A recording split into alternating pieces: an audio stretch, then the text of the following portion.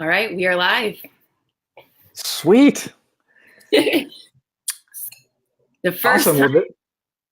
Yeah, this is the first Rachel and Chad show that we're doing on Facebook Live. So really looking forward to this. But I guess I'll start off by saying this is an effort that we decided to do to add more value in the group, to answer more questions, and to really get face to face with you guys and coach you along the way on this journey, and this incredible group we have where I think we almost have 21,000 people in the group now. And it's just amazing to see so many people transforming their lives, like literally in 30 days. And, people losing weight, their cholesterol is going down, their joints are feeling better, their energy is going up, they're sleeping better, and they just keep going. And the group itself has become something amazing where people stay in the group and really coach people who are in there. So what we'll be doing in these calls is sometimes going over specific topics around health or anything that people want to hear about, but also answering your most common questions. So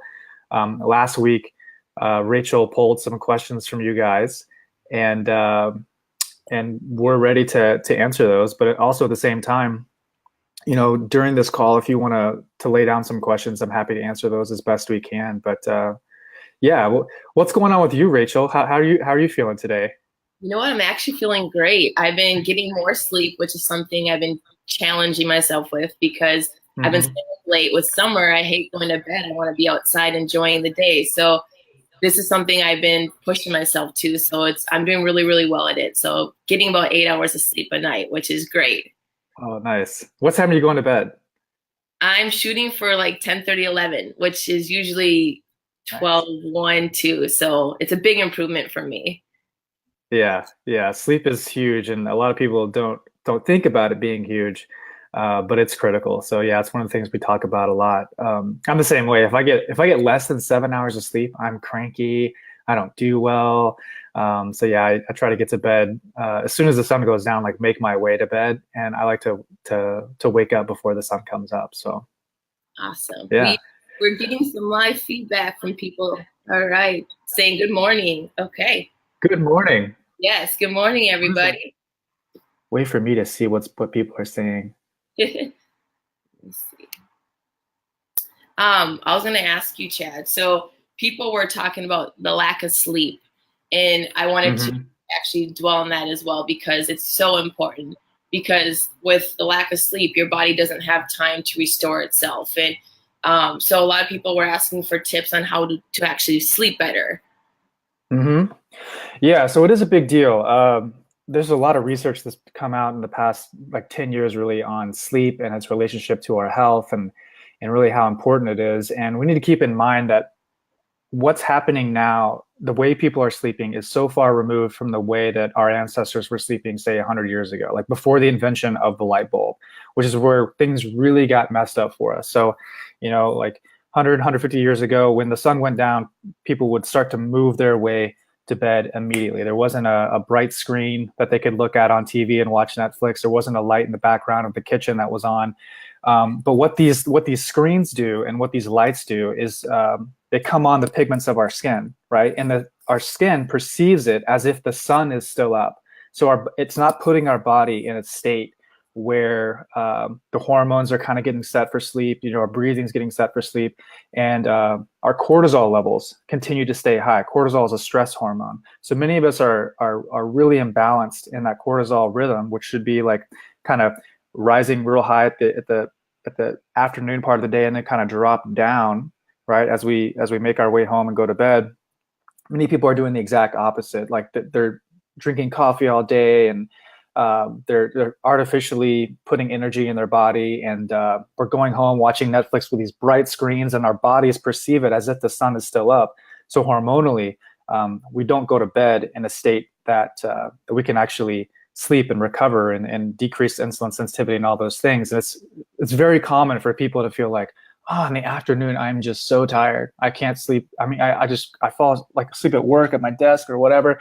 And then when I get home and try to go to bed, um, they're like wide awake, and that's a clear indication that something's going on with cortisol levels. So yeah, taking care of sleep is extremely important. So some few tips that I would suggest is try to get consistent with your sleep. So like try to wake up at the same time every day, first and foremost. That's like the easiest thing you can do, whether that's like 6 o'clock or 7 o'clock or 8 o'clock or whatever. Even on the weekends, try to do that. That way you start to put your body in a rhythm. And once you take care of when you're waking up, it's a lot easier to manage when you go to bed. Like your body will start perceiving that way. The other thing, as I mentioned, was about the lights. So to really about 30 to 60 minutes before you go to bed, and I would suggest 60 minutes, is to start dimming the lights, right? To if you can, not look at any computer screens, not look at any phone screens. If you have a flat screen HD TV that you're watching like late at night, like try to just turn that off and go to your bed and read a book, something without a screen. That way your eye pigments in your skin don't perceive that artificial light and think that the sun is still up. The other thing I would do is start eating earlier. So rather than like eating a late meal, like at 8:30, 9 o'clock, or 8 o'clock even, to bump that up and give yourself like ideally like 6:37. That way you have a good 3 to 4 hour period where your body is digesting your food and it's finished up digesting your food and you're not competing with sleeping and digesting at the same time. So that's another thing that can happen. Not having a big glass of water before your meal, like before you sleep, I guess. That's real problematic because it keeps people waking up in the middle of the night. So giving yourself a good 2 hours and then before you go to bed to have your last glass of water. A little bit of melatonin can be helpful. I'm not big on like supplements, hormones, or doing anything like that. But for some people, a little bit of melatonin can help. And honestly, one of the biggest things I think people have problems with when they go to bed is they're thinking a lot. Like their mind is just always thinking. And as we get more in this like information age with the internet and pings and notifications and all that, it's stimulating our mind in a big way. So what I suggest a lot of people do, because a lot of people are trying to sleep in the middle of the night and they're just thinking. They wake up just thinking, even though they may have done all these other things right. It's the mind that's so stimulated. So what's really helpful for a lot of people is to do what I call a brain dump, where you just take a piece of paper out and a pen and you just start writing for like 5 minutes. Everything that's on your mind, just get it out. That way it's not in here and always analyzing and thinking and trying to problem solve. So those are some helpful tips. One other supplement that I would recommend in a big way is magnesium. Everyone should be taking magnesium regardless of who you are, because the topsoil is so deficient in magnesium now, and we're not getting near enough of it. So magnesium before bed can be extremely helpful in terms of improving sleep quality. But you can get a spray of magnesium, which is what I like to do because it goes on the skin. It's really well absorbed. Or you can get something called like Natural Calm. It's something a lot of people like. It's like a citrus powder you put in water. You don't want to drink too much water, but right before bed, that can really help out as well. So those are some sleep tips. Those are amazing sleep tips. Yeah. And that's what I've been doing right now, and that's what's helping me is actually not putting on my phone. And so like an hour before bed, turning off my phone, iPad, everything, and just reading a book. And that will do the trick usually, just put me right to sleep. So it's great. Yeah, it's great. Another thing I mentioned, I forgot to mention, was you can get blue light blocker glasses. That's something that like it's kind of next level nerd hacky kind of thing. But I definitely have some. I haven't worn them in a while, but when you're walking around your house, you wear these, and it prevents your eyes from perceiving that light and thinking that the sun is still up. So that's an easy thing you can do. A good brand that I use is Swannies, like SWANNIES. You can find them on Amazon. They're like maybe, I don't know, anywhere from like 60 to 80 bucks maybe, but they're great. And you wear them at night as soon as the sun comes down, and it definitely helps. Like you sleep a lot better for sure. Wonderful. After the video, I can actually go back and post a link for our customers to go ahead and find that. So that way it'll be easy for them to locate those. Do you want to dive into the next question? Yeah, let's do it. Let's do it. Right. This one is from Joyce. She goes, I'm away from home and I find it problematic to drink the lemon drink in the morning, which I absolutely love. I'm drinking the super coffee, which is a bulletproof coffee. Will this keep me on track? Oh, wow. So I'm glad this question was asked, because this seems to come up like with everybody when they start the challenge, is this understanding of like drinks in the morning. And there's so many drinks out there. And I'll be like the first to admit, we have a lot of different drinks that we tell people about in the morning, but none of them by any means are mandatory. They're just all things that you could use to help you. And what we're trying to do is give you some ideas and options that you may like, because not everybody likes the same thing. What I'm assuming she's talking about here is Brenda's drink, which is like, it's got like lemon rinds and like olive oil, and there's like a process of putting things together. And a lot of people love that drink for a lot of reasons. It's very beneficial for like flushing out your liver and getting rid of toxins. And because it has the olive oil in there, it can be very beneficial for blood sugar management. But whether you drink that drink or some other drink or whatever, like the most important thing, the thing to do in the morning is to at least at the bare minimum have a glass of water, like a big glass of water, like 12 ounces of water. And it is helpful to put a little bit of lemon juice in there. It's also helpful to put a little bit of salt in there. So that's what I do every morning. But so if you're traveling, if you can't make Brenda's drink, it's completely fine. Just I would just substitute a water at the very least, and then add a little lemon and add a little salt. But the water first thing in the morning is going to do a couple things, right? So it's going to stimulate your digestive system. You'll notice a lot of people go to the restroom like within 30 minutes after that, which is really good to be like in a rhythm with your digestion. The lemon is also a detoxifier. It's great for flushing out your liver and things like that. And a little bit of pinch of salt in your water is great for rehydration. So the salt actually has electrolytes, which helps you absorb the water that you are drinking. And then you can wait about 20 to 30 minutes and then have a coffee. And that's some things to consider if someone's doing like Brenda's morning drink with olive oil and then doing like a coffee with like butter and coconut oil in there. That could potentially be too much fat in the morning. And we see this a lot too, because we have some more questions about cholesterol. People they're consuming too much fat in the front part of the day in their drinks, and that could be problematic. And one reason is because not everybody can process fat in liquid form that well, so that could be an issue. Just be careful with that, and also understand that the coffee with butter and coconut oil is not mandatory either. It's also just a suggestion, and based on context with where people are coming from, it can be very beneficial for people who have blood sugar problems, and it helps them suppress their appetite and not depend on sugar for the rest of the day. So it can be very beneficial. But in this place, I would just say, have a big glass of water, put some salt in there at the very least, a little bit of lemon as a bonus, but don't feel like you have to drink any concoction of a drink, to do whatever you want to do. So wonderful. And then that also brings me to the second question is the difference between the lemon drink that Brenda created and the apple cider vinegar flush drink that people are always wondering what's the difference between the two and the benefits.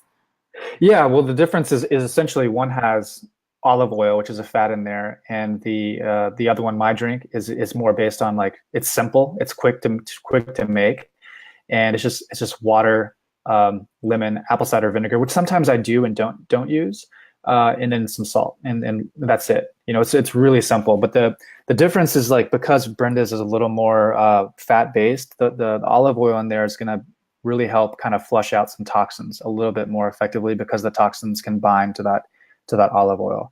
But again, it's not mandatory in any way. And I think my drink is, and Brenda doesn't make that every day. She makes it probably, maybe once every 2 weeks, maybe. It's not that much.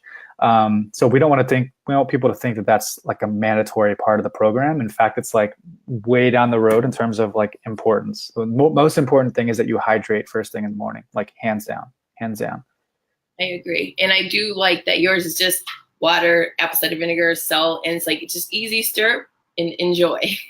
Right, yeah, because a lot of people are like, I can't do this lifestyle. It's like there's so much to prepare. I'm like, whoa, it's just water. Start there.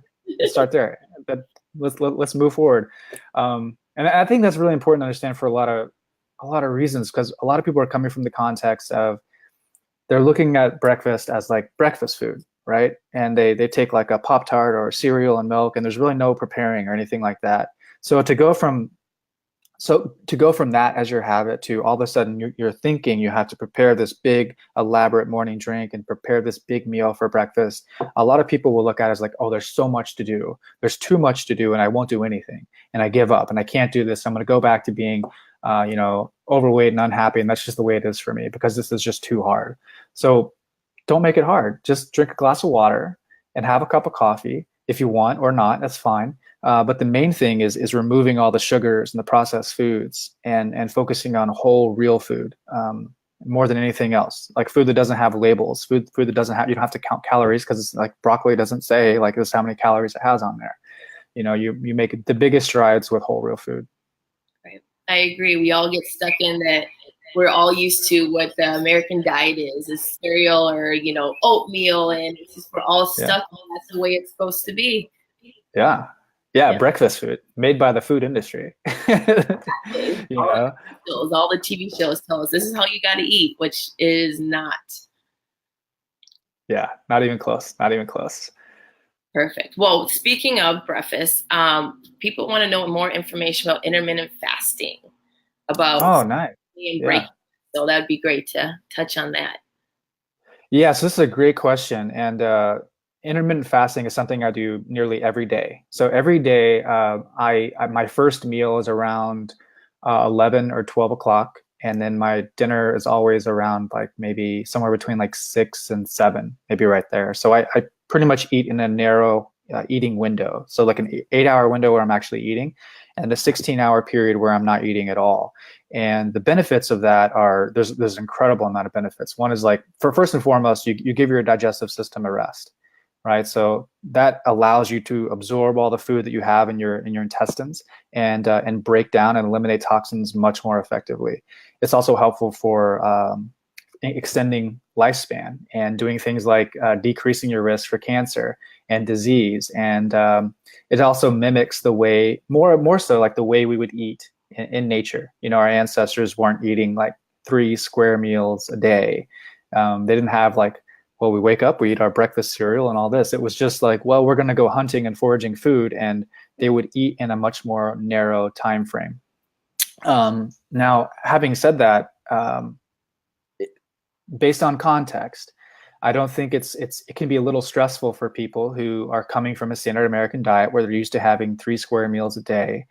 And it can really kind of throw them out of whack. It can mess up with their adrenals a little bit. It can mess up with their thyroid. So like typically during the 30 days, during the first 30 days, it's not something that we focus on or talk much about because it can be too much of a hassle and stress for people. It's typically something that comes more into the conversation after the 30 days, once they're really dialed in on whole, real food and things like sleep and consistent movement throughout the day are incorporated. Hydration's good.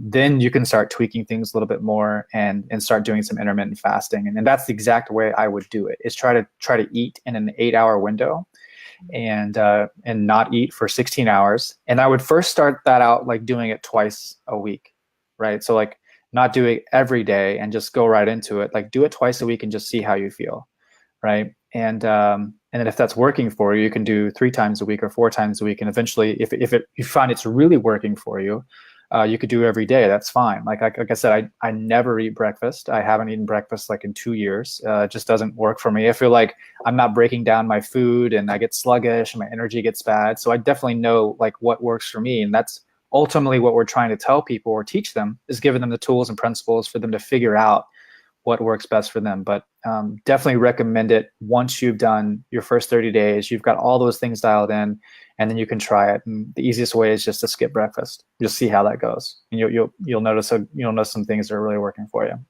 Right. I like that. Eat when you're hungry. Don't just force yourself to eat just because you're supposed to eat breakfast, lunch, and dinner.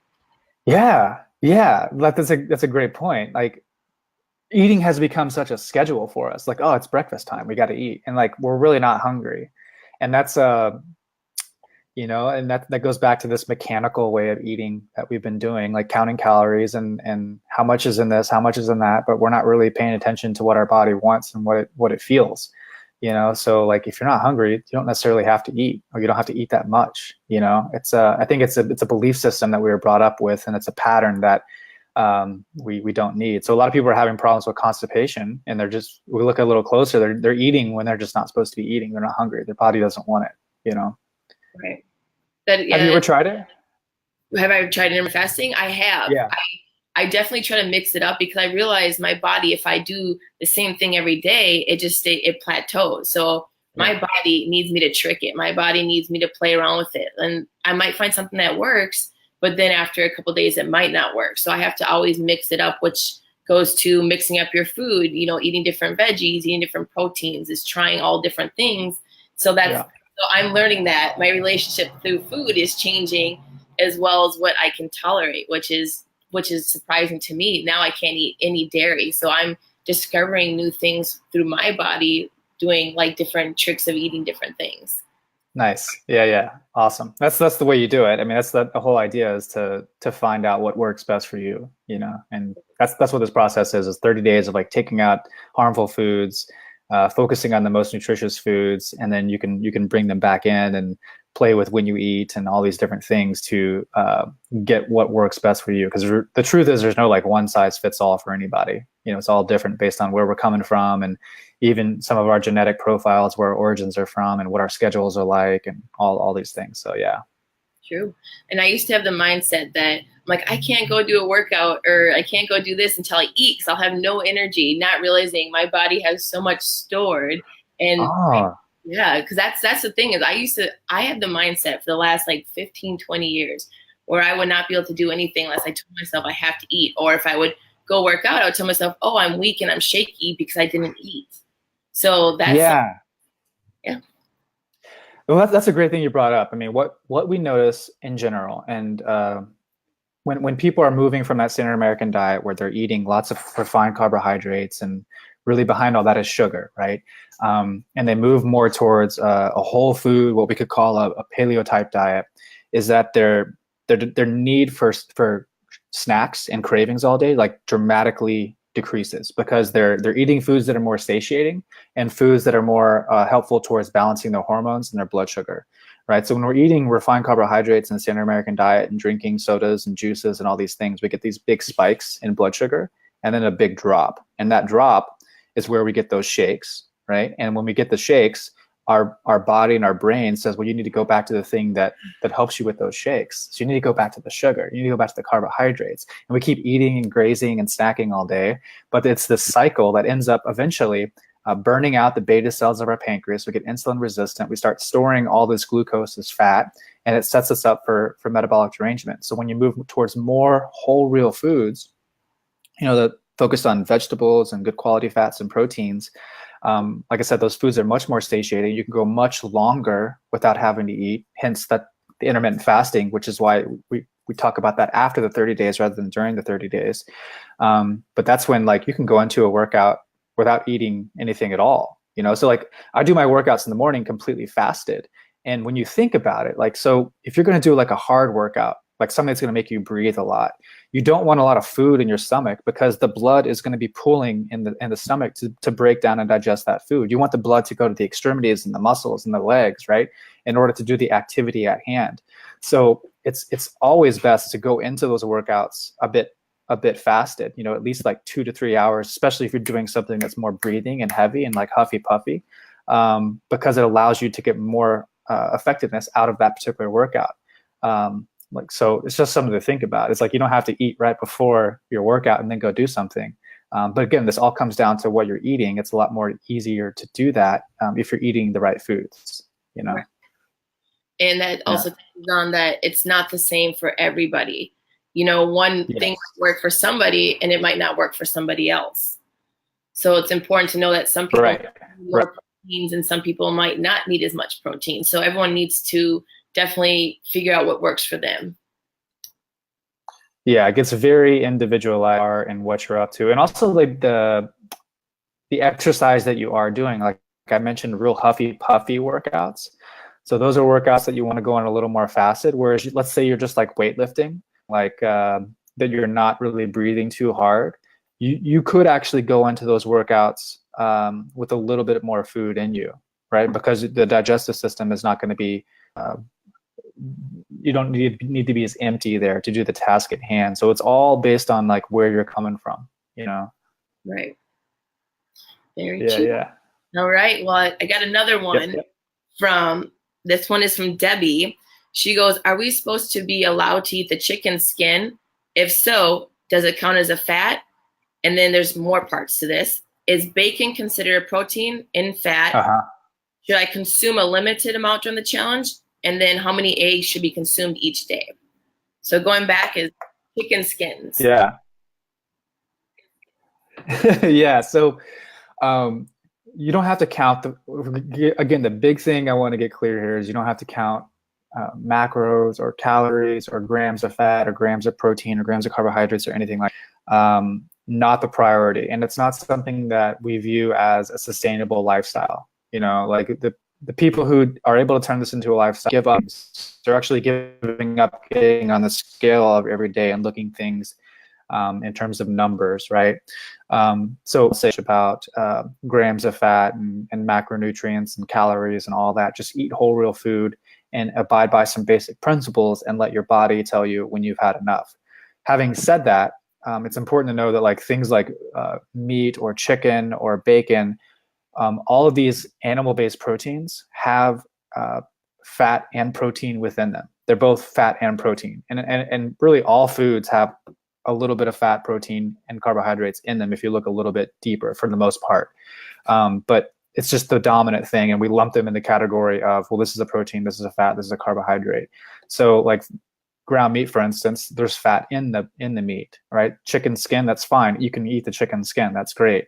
The important thing to consider is when you are eating animal-based proteins and you are consuming the fat, you're going to be much better off if you're eating from animals that are treated well, right? So like cows that are out there eating grass and getting sunshine and drinking clean water, that fat is going to be high in omega-3 fat, and that's the kind of stuff we want. Whereas if we have a cow or a chicken who was raised in a conventional feedlot, who was given hormones, antibiotics, and oftentimes grains as food. None of these animals are meant to eat grains. They're meant to eat like worms in the case of chicken and bugs, or in the case of cow, it's grass. But the quickest way to fatten up an animal and get more product is to feed them grains, so they'll get sick. But anyway, an animal that consumes food from a conventional environment is going to have fat that is more harmful and toxic. It's going to be higher in omega-6 fat. And this is where we talk about that imbalance of omega-3 to omega-6. When we're getting way too much omega-6 and not enough omega-3, that's a good indication that we're having systemic inflammation in our body, right? And that's what sets us up for a lot of these metabolic derangement diseases and obesity and things like that. So you're going to be much better off eating the chicken skin if that chicken is coming from a free-range chicken fed bugs and worms and things like that, right? And the same thing for the meat, right? If you're eating for like a ground meat or beef or steak or whatever like that, you're better off eating the fat from that animal if it's coming from a good quality source. Whereas if you're not, and it's okay if you're not, we encourage you to get the best quality meat you can. But if you can't afford it, you can't find it, you can only find conventional meat. Then you're going to be better off getting the leanest possible meat, the leanest possible chicken. And in that case, I would say it's not a good idea to eat the chicken of the skin because it's going to be very high in omega-6 fat because all the toxins get stored in our fat. So it really comes down to quality, right? If you can afford a good quality product then you're okay eating the fat. If you're not, and it's the worst fat, just try to get the leanest possible meat that you can. But yeah, I hope that helps. But the same thing with like bacon, for instance, is like something that it's hard to find good quality bacon. It's really hard to find. It's also hard to find bacon without sugar in it. So it's something that we don't encourage people to have bacon every single day unless you're getting bacon from the farmer's market and you're able to have a conversation with that farmer and get a real good understanding of what it is that pig is eating. But yeah, like a lot of toxins get stored in conventional bacon because they're fed some really bad stuff. So I wouldn't go too crazy on the bacon. I would just try to focus more on other quality animal-based sources, and you'd be better off that way. Yeah. Wonderful. Does that answer the question? It's a long-winded answer. There was many parts of it, so you definitely touched on all of it because it's going back to quality and reading. Right. Definitely reading the labels, and yeah, I mean, you'll hear me say quality over and over again, no matter what. It's the most important thing. I'll say it is very important, so it's good to touch on that over again. Yeah. We have another question from Nancy. She wants to know, I hate cauliflower rice. Other options? Oh, wow.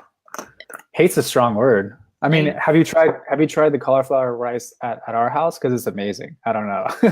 I mean, for one, I'd say like you don't have to eat cauliflower rice. You can. There's all kinds of other vegetables out there that you could use, and that's kind of the point. Is like we really want you to explore all kinds of foods. Cauliflower, broccoli, zucchini, squash. Whatever leafy greens are out there, and there's an infinite amount of spices out there that you can use on these vegetables, and there's all kinds of different fats that you can use to cook these vegetables. So I would say like if you really want to give cauliflower rice a shot, because in a way it's a fun food, like mixing rice with like a sauce or something like that is fun. I would say like try another way of cooking the cauliflower rice. Like maybe add some different spices or cook it with a different fat. Maybe bake it instead of steam it or fry it or whatever. Like there's different textures and different tastes that you can do with these things. And just Google cauliflower rice recipes and just see if one like, oh gosh, so those are spices that I like. Maybe I'll try that. But also don't get hung up on cauliflower rice and think I can't do this and I'm gonna give up and go back to eating McDonald's because you don't like cauliflower rice. Those are my suggestions. You're probably better at the kitchen than I am. Yeah, I was gonna say, I definitely learned there's different tricks to cooking cauliflower rice, and some will actually make it taste stronger. And then there's somewhere that you actually cook it long enough that it actually removes that flavor. So it will pick up whatever flavor or spice you add to it. Other tips is you could always use a root like a potato or a sweet potato, which is the better option to do. Because you're pretty much more doing like a side dish that will help catch all your sauces. So just doing something like a root veggie that's smushed up, or like a spiralizer. That's my new best friend. Spiralizing your veggies is an amazing option as well. Yeah, we have one of those as well. Like getting zucchini or squash or something like that, and it's like pizza. It's like no, not pizza, but like spaghetti all over again. Yeah, I love that stuff. There's so many things. Also, this kind of brings up another thing. I think a lot of the times when people are getting in this lifestyle, they try to like paleofy their foods. They're trying to think like, oh, I used to have pizza. I love pizza. So like, how can I make paleo pizza? Or I used to have like paleo rice, or I used to have rice in this. How can I like make paleo rice? And like, I think it's better to not go down that rabbit hole and start thinking that way, like how to substitute or paleofy your foods. It's better just to think in terms of like, well, what are the new foods I can try? Like what is out there that I can play with in terms of spices and different colors and variety and things like that, and just think of it more of an exploration rather than how can I turn this into a paleo world, thing like that. True. And I do enjoy when I see comments from members who are like, I never would have thought of eating kale, or I never would have thought of eating this, but because of this whole eating plan, I've now opened my horizon and tried new things. I absolutely love it. So it is an art. It is be creative, be open, because you never know. Cooking something, you could change the way you might thought of it, and you might enjoy it now. Right. Try new things. Yes, be open. Perfect. Well, I have another one. This one is from Linda. She wrote, I'm going on my 4th 30-day challenge. So I cannot use any cookbooks, correct? No almond flour, no coconut flour. I also lost 22 pounds and I feel great, but I'm plateaued and I can't seem to lose any more weight. So the main thing I'm seeing from people is after the challenge, they're worried that they're plateauing. So people are kind of getting a little stressed out that, okay, on the challenge, I was, 30 days, I was strict. And then all of a sudden now I'm not losing any weight. So that's becoming an issue from a lot of members I'm seeing on Facebook. Yeah. Well, the first thing I would always ask is like, well, did you change anything? Like, did you finish the challenge and like go back to eating some foods that you thought were okay, like grains or, processed and refined foods? And that takes like honesty with yourself. Like, have you changed something? And get clear on that. And we also want to make sure that we're looking out for the basics, not just like food, but things that are real simple, like drinking half your body weight in ounces of water, like the sleep that we talked about. Having real whole food at every meal. It's a good idea to have, the best way to kind of keep things on the lower carb paleo side. Like if too many carbs are in the mix and you're not someone who's not really moving around or exercising too much, that's a much better you want to keep things on the lower carb side for sure. Like there's no doubt about it. Having about a palm-sized portion of protein at every meal, or at least like maybe 2 meals per day. We don't necessarily have to overdo the protein, but just consistency with it is going to be very helpful. And how's sleep, right? Are you not sleeping at all? Like how's stress? So those are the things that like food might be getting you only so far, but if you haven't addressed the sleep or you haven't addressed the hydration or the stress issue, then those could be the things that are holding you back, preventing you from losing further weight. So those things all have to be in play before we start looking at other things like intermittent fasting and exercise, right? So intermittent fasting is probably a good place to go next, right? Skipping breakfast 2 to 3 times a week and seeing how that feels. And the other thing I would suggest people do is start doing some, making sure you're actually moving every day. That's another thing, like on the foundational things, but like at least moving, 10 minutes in the morning, 10 minutes in the evening, going for a walk, getting up throughout the day and moving. So that's a huge thing that's going to help people with weight loss is never being still for more than like 30 to 45 minutes.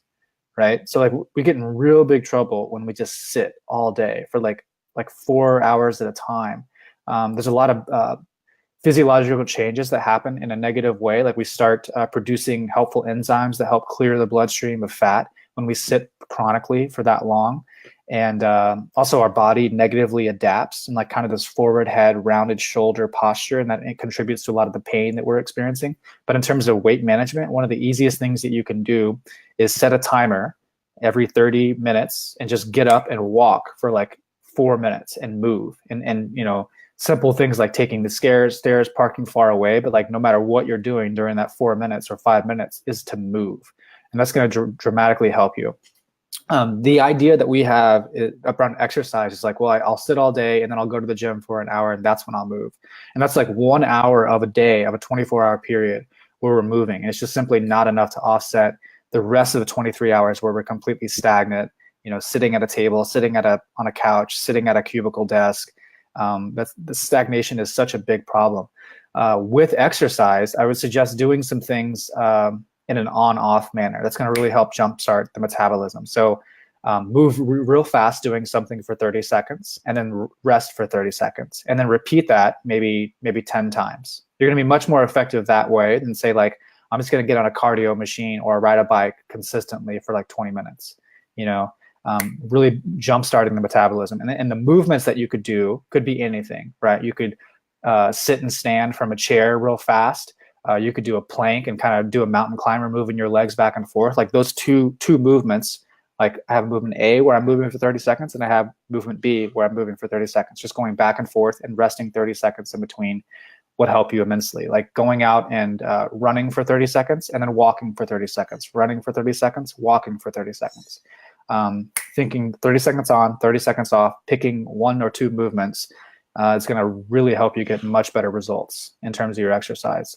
The last thing I would do is, make sure you're not eating foods that are too calorically dense. Like a lot of people are eating a whole bunch of nuts and nut butters and some of these flours and things that are very calorically dense and don't necessarily have that much nutrition in them, right? Especially the flours. They're very calorically dense. They taste wonderful, but they sneak their way in.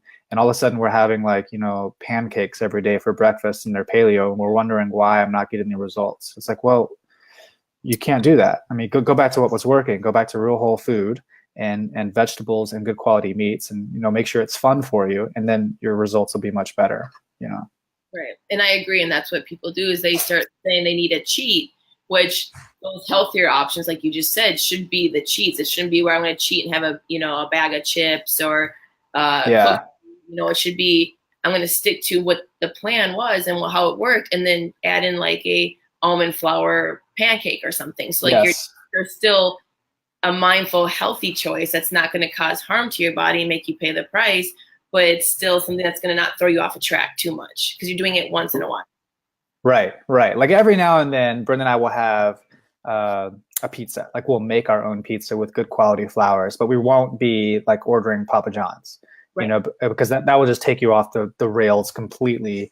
And I think that's what a lot of people do is like what you're saying, they're viewing a cheat as like, oh, I want that conventional food. And it's like, well, just make it with healthier ingredients, you can still have it. That's a much better option than going the old way and like getting a bag of chips and a Coke. Like that's not good for you on any level.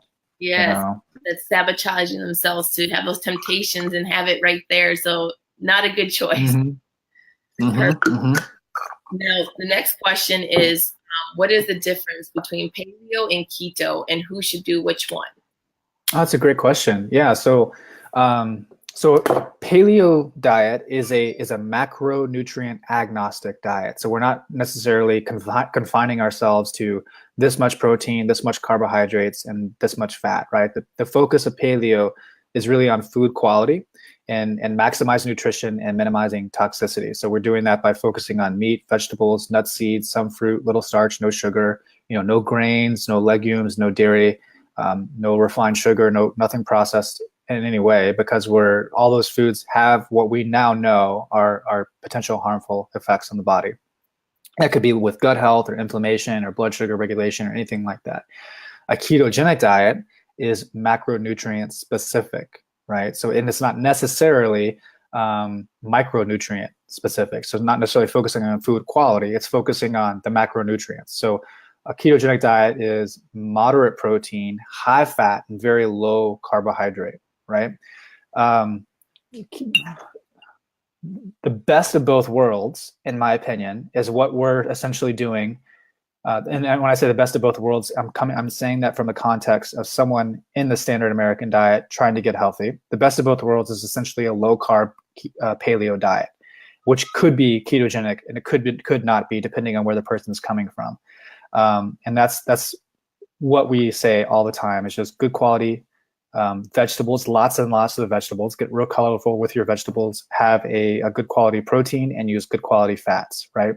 So that's essentially the same thing. It's kind of like paleo and keto, right? Because you could have a meal that's paleo and keto. You could have a chicken breast and a bunch of vegetables and some butter and olive oil on there, and that's keto and paleo. But if I threw in maybe some a sweet potato on the side of one of those meals, it's still paleo, but now it's not keto because it has a starch in there that has a bit more dense carbohydrates, right? Like I said, the main thing for everybody, no matter if you're coming from the standard American diet or your goals, is to have real whole food. And where people I see going wrong in the ketogenic diet is they don't pay attention to food quality enough, but they're eating within the confines of the macronutrient profile. And this is where people went wrong with, say, Atkins, because a lot of people now are eating keto, but they're just doing what Atkins was doing and not focusing on food quality. And it's, I don't care who you are, it's not a good idea to go eating like sticks of butter and like steak and like no vegetables and thinking that that's going to do it for you. Like, you really have to focus on maximizing nutrition, minimizing toxicity, and good whole food, lots of color and things like that. So, and it's also sometimes people are eating ketogenic, but they're eating gut irritating foods like dairy, like cheese can make its way in. And a lot of that cheese is processed and refined, and there's some harmful proteins in cheese, which can hold people back. So, what we suggest for everybody here is essentially it's both keto and paleo. It's just focus on vegetables and good quality proteins and fats, and you're going to be light years ahead. The idea really is to become metabolically flexible, right? Where your body can use ketones. So that's essentially what happens when you get in a ketosis type state, where your body can use ketones for fuel, but also glucose for fuel. So that way you're more metabolically flexible, as opposed to just using glucose or just using ketones for fuel. That's kind of the sweet spot and really where you want to be. So does that help? Does that help answer your questions? It does. It does. Those are all the questions that we did receive. And for some reason, the messengers that are coming through are just saying good morning, hello, and then they stopped. So I'm assuming we're having a little bit of trouble getting the feed from the members. So we weren't able to get any additional questions off of the Facebook group, but these were the questions that were emailed to me. Okay, cool. Yes. Nice. Yes. So we did. Oh, one more. I actually do have one more. Someone wanted to know what silica is in the collagen and how it helps us or how it does not help us. Yeah, so silica is a mineral, and it's one that a lot of people don't talk about, but in the same way, but it's something that's in the same way as like collagen in general. I'd say a lot of people aren't thinking about collagen because it hasn't been promoted, and it's not something that is part of our modern diets anymore. And our ancestors consumed lots of collagen and therefore lots of silica when they consumed all parts of the animal. They ate nose to tail. They would eat the tendons, ligaments, and a lot of the gut lining. That sounds kind of gross, but it's very much like attracts like thing. Like if you're eating those things, then you're consuming things that are going to be beneficial to your tendons and your ligaments and your skin and your teeth, right? But silica is a mineral within that that is going to help bind a lot of the tissue within your skin and your connective tissue. But you're also going to find it in other foods as well, like leafy greens is a place you're going to find it. I think like was it walnuts or Brazil nuts? I think have silica as well. Well, that's selenium. But it's a very helpful mineral for sure that you're going to find within collagen. That's going to boost things up. Yeah, it's also in beets and bell peppers and most of your leafy greens. So yeah, that's where you're going to find it as well as collagen. Perfect. Well, that sums up all the questions I had on Facebook that people sent Awesome. this week. Yeah. I do want to add one more note before we head out is anytime that anyone wants a question answered immediately, just go ahead and put @RachelGroskopf, and that way I'll actually be tagged in the question and I'll be able to respond a lot faster. That'll help save a lot of time because there's a lot of questions that members do post that are directed to other members in the group. And this way, if you have something that's immediate or something that you want to ask that's urgent, that's directed towards me, you can tag me or Evan or Chad just so that way I can answer right away and get to your question. Awesome. This was fun. I enjoyed this. And we'll do these consistently, like every week. And if you guys have any more feedback or anything like that, we would love to hear it. But just awesome group. We love you guys so much. And thank you for just showing up and staying in the group and just taking care of your own life, being a leader and taking responsibility. It's so awesome to see people doing this. I agree. And this is a powerful community and we're happy to be part of your journey and we are here for you guys. So don't give up. Don't get discouraged. You guys can do this. Have faith in yourself. You guys are stronger than you believe and that you just got to find it and dig deep because it's there. Awesome. All right, Chad. All right. Everybody have a great day. All right. Take care, guys. Have a great day. Bye-bye. Bye.